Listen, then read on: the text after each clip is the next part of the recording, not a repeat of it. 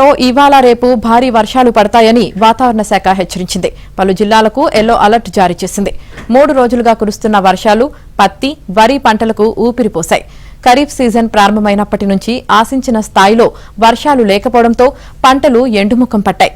వర్షాభావ పరిస్థితులతో ఆందోళన చెందుతున్న రైతులు ఇప్పుడు కురిసిన వర్షాలతో ఊపిరి పీల్చుకుంటున్నారు.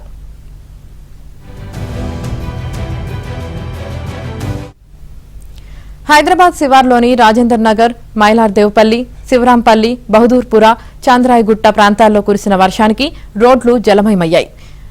మైలార్దేవ్పల్లిలో అత్యధికంగా 6.5, శివరాంపల్లిలో 5.4 సెంటీమీటర్ల వర్షం కురిసింది.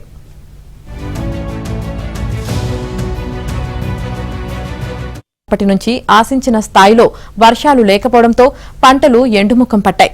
వర్షాభావ పరిస్థితులతో ఆందోళన చెందుతున్న రైతులు ఇప్పుడు కురిసిన వర్షాలతో ఊపిరి పీల్చుకుంటున్నారు.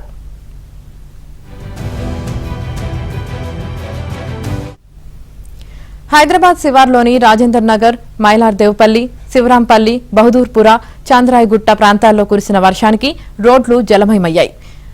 మైలార్దేవ్పల్లిలో అత్యధికంగా 6.5, శివరాంపల్లిలో 5.4 సెంటీమీటర్ల వర్షం కురిసింది.